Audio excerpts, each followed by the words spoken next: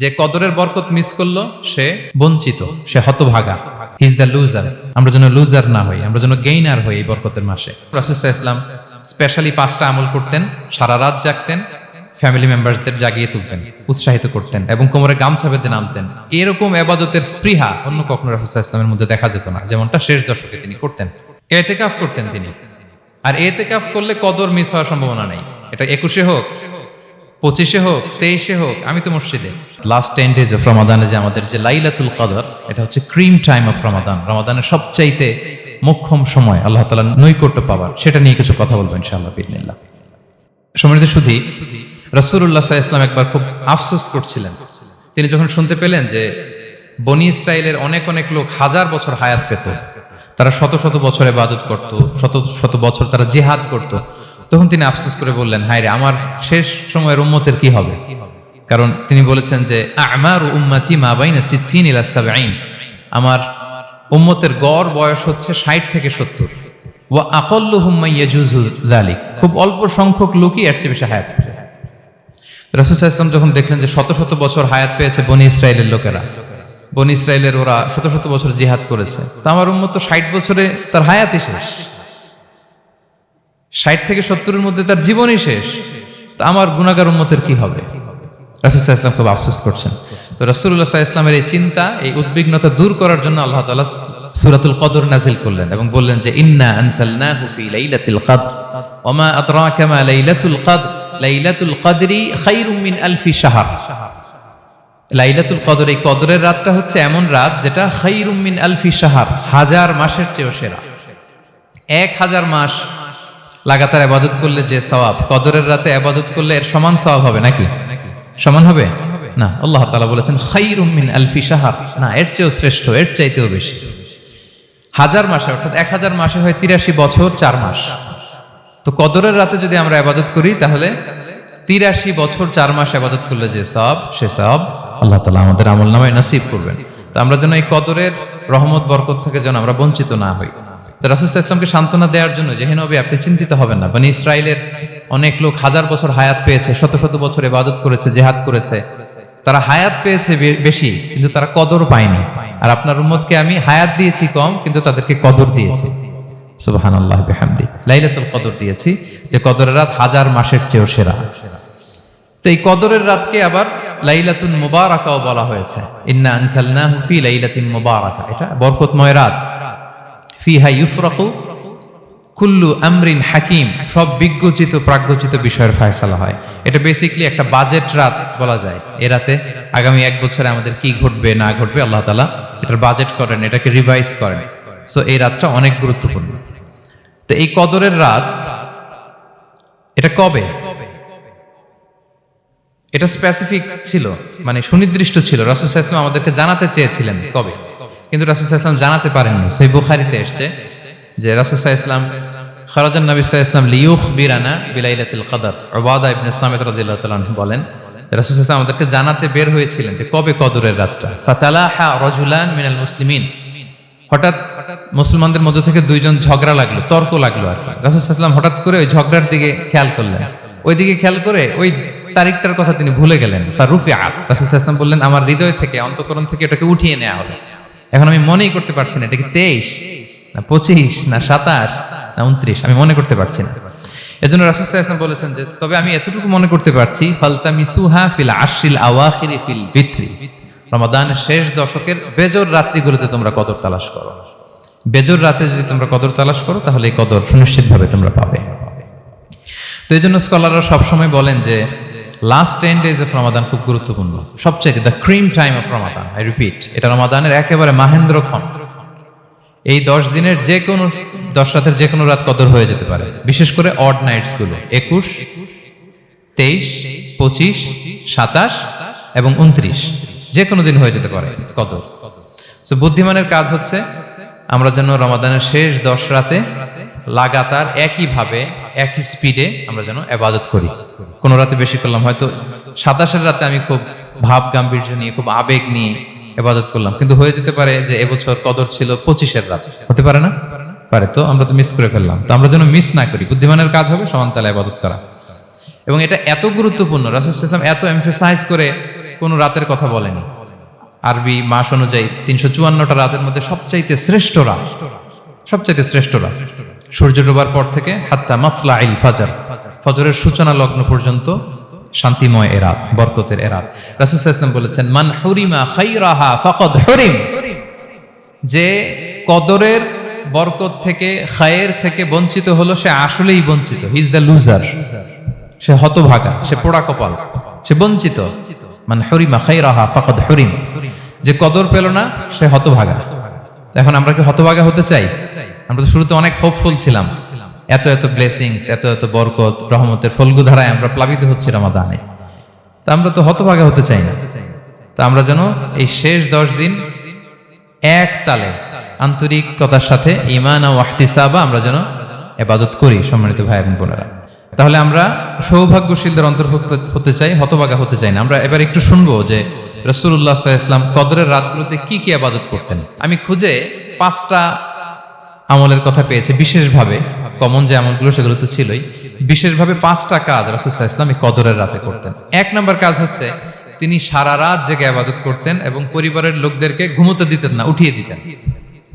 বছরের অন্য কোনো সময়ে সারা রাত জেগে ইবাদত করার কোনো নজির রাসূল সাল্লাল্লাহু আলাইহি ওয়াসাল্লামের জীবনে ছিল না। সব রাতে ঘুমাতেন। আমি জোহর বারুতে একটা কনভেনশনে the daily routine of prophet সাল্লাল্লাহু আলাইহি ওয়াসাল্লাম একটা আলোচনা করেছিলাম, যেখানে রাসূল সাল্লাল্লাহু আলাইহি ওয়াসাল্লামের দৈনন্দিন জীবনের রুটিন আলোচনা করেছিলাম। সেখানে আমরা বলেছি যে রাসূল সাল্লাল্লাহু আলাইহি ওয়াসাল্লামের দৈনন্দিন অভ্যাস ছিল তিনি এশার পরেই তাড়াতাড়ি ঘুমিয়ে পড়তেন আর মিড নাইটে উঠতেন। রাসূল সাল্লাল্লাহু আলাইহি ওয়াসাল্লামের কর্মদিবস শুরু হতো মিড নাইটে। আমাদের তো সকালে, কারো আরো অনেক পরে শুরু হয়। রাসূল সাল্লাল্লাহু আলাইহি ওয়াসাল্লামের কর্মদিবস শুরু হতো বেসিক্যালি মিড নাইটে। এশার পরে কথাবার্তা না বলে আগে ঘুমোতে যেতেন, মিড নাইটে উঠতেন, কিন্তু ঘুমাতেন। ঘুম ছাড়া রাত কাটাতেন না। সারা বছরের এটা ছিল যে এশার পর পরে ঘুমোতে যেতেন, except the last 10 days of Ramadan. রমাদানের শেষ 10 রাতে রাসূল সাল্লাল্লাহু আলাইহি ওয়াসাল্লাম ঘুমাতেন না। এই 10 দিনের ব্যাপারেই পাওয়া যায় সারা রাত জেগে তিনি ইবাদত করতেন। আম্মা জান আয়েশা রাদিয়াল্লাহু তাআলা আনহা বলেন, ইযা দাখালাল আশরু আহিয়াল লাইলা ওয়া আইকাযা আহলা ওয়া জাদ্দা ওয়া শাদ্দাল মিজার। রমাদানের শেষ দশক যখন আসতো, রাসূল সাল্লাল্লাহু আলাইহি ওয়াসাল্লাম সারা রাত জেগে ইবাদত করতেন। পরিবারের সদস্যদেরকে জাগিয়ে তুলতেন, স্ত্রীদের ঘুমাতে দিতেন না, জাগিয়ে তুলতেন। ফাতেমা রাদিয়াল্লাহু তাআলা আনহার ঘর পাশেই ছিল, তাদেরকে যে জাগাতেন এবং নিজে সারা রাত ইবাদত করতেনই। জাদ্দা ওয়া শাদ্দাল মিজার, খুবই বলিষ্ঠভাবে, খুব মজবুত ভাবে কোমরে গামছা বেঁধে নামার একটা এক্সপ্রেশন এখানে দেয়া হয়েছে। মিজার, ইজহার মানে হচ্ছে বাংলা করলে হয় লুঙ্গি। লুঙ্গি আমরা যখন খুব শক্ত কোনো কাজ করতে যাই তখন তারা কি করে, খুব টাইট করে লুঙ্গিটা বাঁধে। তার মানে বোঝানো হচ্ছে রাসূল সাল্লাল্লাহু আলাইহি ওয়াসাল্লাম কোমরে ভালো করে লুঙ্গি বেঁধে বা গামছা বেঁধে আটগাট বেঁধে নামতেন শেষ 10 দিনের জন্য। এই সময় তিনি মানে কাউকে কেমন যেন চিনতেন না, সবসময় ইবাদতে মগ্ন থাকতেন। এটা আমরা করতে পারি যে শেষ 10 দিনে, আর যেহেতু 3 দিন বাকি, আমরা একটা স্পেশাল প্ল্যান করতে পারি যে আমরা আমাদের সর্বোচ্চটুকু উজাড় করে দিয়ে লাস্ট 10 days অফ রমাদানের এই বরকত আমরা হাসিল করব, এটা যেন আমাদের মিস না হয়। তাহলে এটা আমরা একটা পেলাম। 2 নাম্বার হচ্ছে ইতিকাফ করা। রাসূলুল্লাহ সাল্লাল্লাহু আলাইহি ওয়াসাল্লাম রমাদানের শেষ 10 দিন ইতিকাফ করতেন। আমাদের আয়েশা রাদিয়াল্লাহু তাআলা আনহা বলেন, কানা ইয়াতাকিফুল আশরাল আওয়াখির মিন রমাদান। রমাদানের শেষ দশকে তিনি ইতিকাফ করতেন হাত্তা তাওয়াফাহুল্লাহ, ওনার ইন্তেকালের আগ পর্যন্ত এই অভ্যাসটাই তিনি জারি রেখেছেন। সুম্মা আতাকাফা আজওয়াজুহু মিন বাদে, তারপরে ওনার স্ত্রীরা ইতিকাফ করেছেন।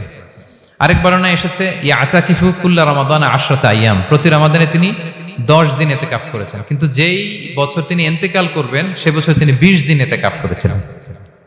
প্রতি রমাদানে 10 দিন, আর যে বছর ইন্তেকাল করবেন সে বছর কয় দিন? 20 দিন তিনি ইতিকাফ করেছিলেন মসজিদে নববীতে। তাহলে আমরা এই রমাদানের শেষ দশকে এটা করতে পারি। 2 নম্বর পয়েন্ট হচ্ছে ইতিকাফ করা।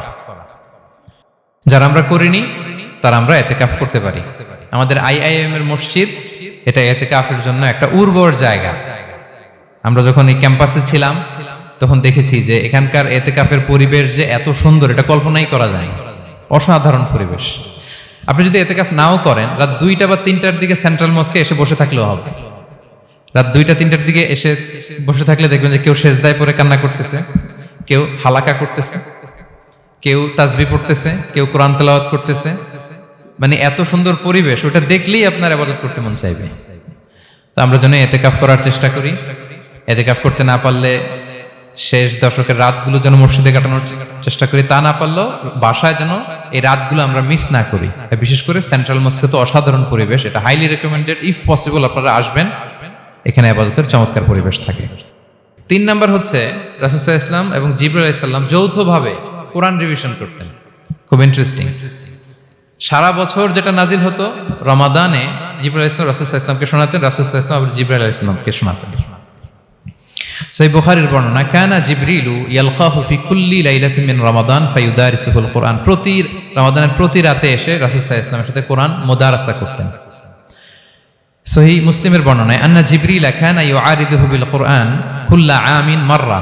প্রতি বছর রমাদানে একবার শোনাতেন বা শুনিয়েছেন, যে বছর তিনি ইন্তেকাল করবেন তিনি 2 বার শুনিয়েছিলেন। আরাদা ইউআরিদু, মানে এটা ফ্রম বোথ সাইড। আরবি শব্দটা এমন যে জিবরাইল আলাইহিস সালাম শোনাতেন, এরপর রাসূল সাল্লাল্লাহু আলাইহি ওয়াসাল্লাম জিবরাইল আলাইহিস সালামকে শোনাতেন, কোরআন রিভিশন করা। তো এই শেষ দশকের রাতগুলোতে আমরা যেন বেশি বেশি কোরআন পড়ি, কোরআন তেলাওয়াত, কোরআনিক রিসাইটেশন হতে পারে, কোরআনের অর্থ পড়া হতে পারে, তাদাব্বুরে কোরআন হতে পারে, কোরআনের হালাকায় জয়েন করা হতে পারে, ইন ইটস এনি ফর্ম। আমরা যেন কোরআনের সাথে অ্যাটাচমেন্টটা বাড়াই লাস্ট 10 days অফ রমাদানে। 4 নাম্বার, কিয়ামুল লাইল করা। রাসূল সাল্লাল্লাহু আলাইহি ওয়াসাল্লাম কিয়ামুল লাইল করতেন, এবং কিয়ামুল লাইল শব্দটাকে রাসূল সাল্লাল্লাহু আলাইহি ওয়াসাল্লাম কদরের সাথে জুড়ে দিয়েছেন। সহিহ বুখারীর বর্ণনায় তিনি বলেছেন, মান কামা লাইলাতাল কদরি ঈমানা ওয়া ইহতিসাবা গুফিরা লাহু মা তাকাদ্দামা মিন যামবি। কদরের রাতে যে কিয়ামুল লাইল করে বিশ্বাস নিয়ে এবং নাজাতের প্রত্যাশা নিয়ে, তার পূর্বের সমস্ত গুনাহ আল্লাহ তাআলা ক্ষমা করে দিবেন। তাহলে কিয়ামুল লাইলটা রাসূল সাল্লাল্লাহু আলাইহি ওয়াসাল্লাম বিশেষভাবে কদরের রাতের সাথে সম্পৃক্ত করেছেন। আমরা যেন প্রতি রাতে কিয়ামুল লাইল করি, লম্বা সময় যেন দাঁড়িয়ে থাকি, লম্বা সময় কোরআনিক রিসাইটেশন করি দাঁড়িয়ে থেকে, লম্বা সময় রুকু, লম্বা সময় সিজদা, স্পেশালি সিজদা। আখরাবু মা ইয়াকুনুল আবদু মির রাব্বিহি ওয়া হুয়া সাজিদ ফাআকসিরু ফিহি দুআ। বান্দা যখন সিজদায় থাকে আল্লাহ সবচেয়ে কাছে থাকে, তো আমরা তো আল্লাহর সবচেয়ে কাছে যেতে চাই এই ক্রিম টাইমটাতে, কি বলেন? আমরা যেন লম্বা সময় সিজদাতে থাকি। কিন্তু আমাদের অনেকের যেটা হয়, নামাজে তাড়াহুড়ো, অনেকের সব ব্যস্ততা যখন নামাজে দাঁড়াই এরকম হয়ে যায়। রাসূল সাল্লাল্লাহু আলাইহি ওয়াসাল্লামের সালাত যদি আমরা খেয়াল করি, বিশেষ করে কিয়ামুল লাইলে এত যে সুন্দর ছিল, আম্মাজান আয়েশা রাদিয়াল্লাহু তাআলা আনহাকে জিজ্ঞেস করা হয়েছিল যে, হে আম্মাজান, রাসূল সাল্লাল্লাহু আলাইহি ওয়াসাল্লামের কিয়ামুল লাইল কেমন ছিল, কিভাবে কিয়ামুল লাইল করতেন?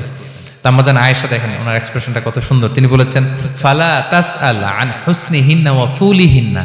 রাসূল সাল্লাল্লাহু আলাইহি ওয়াসাল্লামের কিয়াম যে কত সুন্দর ছিল, কত লম্বা ছিল, আমায় জিজ্ঞেস করো না, আমি বলতে পারবো না। আমরা অনেক সময় যখন খুব বেশি চমৎকার কিছু হয়, তো আমরা কি বলি, ভাই এত সুন্দর ছিল, আমি বোঝাতে পারবো না। এরকম বলি না যে এত অসাধারণ, আমি বলে বোঝাতে পারবো না। বাংলাতেও কিন্তু আমরা বলি এত চমৎকার, বলে বোঝাতে পারবো না, শব্দের বুননে, ভাষার বুননে আমি ফুটিয়ে তুলতে পারবো না। তো আম্মাজান আয়েশা এটাই বলেছিলেন, ফালা তাসআল আন হুসনিহিন্না ওয়া তুলিহিন্না। রাসূল সাল্লাল্লাহু আলাইহি ওয়াসাল্লামের রাতের নামাজ কিয়ামুল লাইল যে কত সুন্দর ছিল, কত দীর্ঘ ছিল, লম্বা ছিল, আমায় জিজ্ঞেস করো না, আমি বলে বোঝাতে পারবো না। সুবহানাল্লাহি ওয়া বিহামদিহি। আমরা যেন লম্বা সময় কিয়ামুল লাইল করি। আম্মাজান আয়েশা রাদিয়াল্লাহু তাআলা আনহা আরো বলেন, কানা ইয়াকুমু মিনাল লাইলি হাত্তা তাতাফাত্তারা কদামা। এত দীর্ঘ সময় দাঁড়িয়ে থাকতেন, থাকতে থাকতে ওনার পা ফুলে যেত, পা দুটো ফুলে যেত। আপনিও দীর্ঘ সময় দাঁড়িয়ে দেখেন যে পায়ে ঝিম ধরে যাবে, পা ফুলে যাবে, এটা করতেন রাসূল সাল্লাল্লাহু আলাইহি ওয়াসাল্লাম। তো আম্মাজান আয়েশা বলেন, ইয়া রাসূলুল্লাহ লিমা তাসনাউ হাযা ওয়া ক্বাদ গুফিরা লাকা মা তাকাদ্দামা মিন যামবিকা মা তাআখার। আপনি এত কষ্ট কেন সহ্য করেন নিজের দেহের উপরে? আপনার তো আগের পরের সব গুনাহ মাফ। আদতে তো রাসূল সাল্লাল্লাহু আলাইহি ওয়াসাল্লামের গুনাহই নেই, তিনি নিষ্পাপ। এত কষ্ট কেন করেন? আপনার আগের পরের সবই তো মাফ করে দেয়া হয়েছে, কেন করেন? রাসূল সাল্লাল্লাহু আলাইহি ওয়াসাল্লাম উত্তর করেছেন, আফালা উহিব্বু আন আকুনা আবদান শাকুরা। আয়েশা, আমি কি শুকরগুজার বান্দা হতে পছন্দ করব না? আল্লাহ তাআলা আমাকে তার রহম এবং করমে সব মাফ করে দিয়েছেন, কিন্তু আমি কি শুকরগুজার হব না? আমি কি আমার রোলটা প্লে করব না? আমি কি নিজেকে সঁপে দেব না আল্লাহ তাআলার কাছে জায়নামাজে? তো এটা ছিল সংক্ষেপে রাসূল সাল্লাল্লাহু আলাইহি ওয়াসাল্লামের কিয়ামুল লাইলের ধরন। এভাবে তিনি দীর্ঘ সময় কিয়ামুল লাইল করতেন। আমরা যেন এটা করি। সেন্ট্রাল মস্কে কিয়ামুল লাইল এবছরও নিশ্চয়ই হচ্ছে, আমরা যেন অংশগ্রহণ করি। 5 নম্বরে রাসূল সাল্লাল্লাহু আলাইহি ওয়াসাল্লাম দোয়া করতেন। এই কদরের রাতগুলোতে খুব বেশি বেশি দোয়া করতেন। দোয়া নিয়ে আমরা একটা জুমার খুতবা দিয়েছিলাম, সেখানে আমরা বলেছিলাম যে দোয়া হতে হবে খুব আন্তরিক দোয়া, রোবোটিক দোয়া যেন না হয়। আপনার আবেগ, ভালোবাসা, মনের মাধুরী মিশিয়ে, চোখের পানি মিশিয়ে, অশ্রু সিক্ত করে এই দোয়াটা করতে হবে, তাহলে সে দোয়া আল্লাহর কাছে কবুল হবে। আমরা যেন আমাদের ভাব, আবেগ সব ঢেলে দিতে পারি আমাদের দোয়াতে, আমাদের সিজদায়, আমাদের কিয়ামুল লাইলে। এবং যে কোনো ভাষায় কোরআনিক দোয়াগুলো রেকমেন্ডেড, হাদিসের মাসুরগুলো রেকমেন্ডেড, তাছাড়া আপনার নিজের ভাষায় আপনার কি চাওয়া, আপনার কি আকাঙ্ক্ষা, আপনার মনের কষ্ট যাতনা সবকিছু আপনি আল্লাহ তাআলার কাছে পেশ করুন। এবং আম্মা জান আয়েশা জিজ্ঞেস করেছিলেন, ইয়া রাসূলুল্লাহ, আমি যদি কদর পেয়ে যাই আমি কি বলবো এ রাতে? মা আদউ, কি দোয়া করব? রাসূল সাল্লাল্লাহু আলাইহি ওয়াসাল্লাম বললেন, তাকুলিন, আয়েশা তুমি বলবে, আল্লাহুম্মা ইন্নাকা আফুউন তুহিব্বুল আফওয়া ফাআফু আন্নি। আয়েশা তুমি যদি কদরের রাত পেয়ে যাও এটা বলবে, হে আল্লাহ আপনি ক্ষমাশীল, আল্লাহ আপনি ক্ষমাকে পছন্দ করেন, আল্লাহ তাই আপনি আমায় ক্ষমা করেন। হে আল্লাহ আপনি ক্ষমাশীল, আপনি ক্ষমাকে পছন্দ করেন, আল্লাহ আপনি আমাকে ক্ষমা করেন। এই দোয়াটা আমরা যেন বেশি বেশি করি। আমার সাথে সাথে সবাই একটু পড়ুন মেহেরবানি করে, আল্লাহুম্মা ইন্নাকা আফুউন তুহিব্বুল আফওয়া ফাআফু আন্নি। আল্লাহুম্মা ইন্নাকা আফুউন তুহিব্বুল আফওয়া ফাআফু আন্নি। হে আল্লাহ আপনি ক্ষমাশীল, আপনি ক্ষমা করাকে পছন্দ করেন, আল্লাহ আমাকে ক্ষমা করেন। আমরা আমাদের নিজেদের ভাষায় অনেক দোয়া করতে পারবো, কিন্তু রাসূল সাল্লাল্লাহু আলাইহি ওয়াসাল্লামের শেখানো দোয়াগুলো এটা হচ্ছে মানে very precise in wording but comprehensive in meaning. এটার অর্থ, এটার আবেদন এটা অনেক বেশি। আমি অনেক 10টা-20টা বাক্য বলে এত সুন্দর কথা মিলাতে পারবো না। রাসূল সাল্লাল্লাহু আলাইহি ওয়াসাল্লাম যেটা শিখিয়ে দিয়েছেন, আগে আল্লাহর প্রশংসা করলাম, আল্লাহ আপনি ক্ষমাশীল, আবারও প্রশংসা, আল্লাহ আপনি তো ক্ষমা করাকে পছন্দ করেন। যেটা আপনি পছন্দ করেন না ওইটা তো চাচ্ছি না, যেটা আপনার পছন্দ, যেটা আপনি করতে ভালোবাসেন, গাফিরিয যামবি ওয়া কাবিলিত তাওব, আপনি ক্ষমা করাকে পছন্দ করেন, তওবা কবুলকে আপনি পছন্দ করেন, তো সেটাই তো চাচ্ছি আপনার কাছে, আপনি আমার তওবা কবুল করুন, আল্লাহ আপনি আমাকে ক্ষমা করুন। সো এই দোয়াটা প্রত্যেক রাতে যেন আমরা বেশি বেশি করি সম্মানিত সুধী। এবং এই যে রিমাইন্ডারগুলো শুনলাম, এটা রমাদানের পরেও যেন আমরা অব্যাহত রাখি। আমরা নাম দিয়েছি যে gear up for a great Ramadan. আমাদের ইবাদতের যে ধারাবাহিকতা, এই গতিটাকে আরেকটু গিয়ার আপ করা, আরেকটু পুশ করা, নিজেকে আরেকটু এক্সট্রা ড্রাইভ দেওয়া। এই শেষ মুহূর্তে মাত্র 13টি দিন আমাদের হাতে আছে, আমরা যেন আরেকটু ইফোর্ট দেই, আমরা যেন আরেকটু ড্রাইভ দেই, যাতে করে আমরা আল্লাহ তাআলার আরো নিকটবর্তী হতে পারি। এবং এই রমাদানে আমরা যা শিখলাম, যেটা করলাম, এটার ইম্প্যাক্ট যেন রমাদানের পরেও আমাদের মধ্যে থাকে।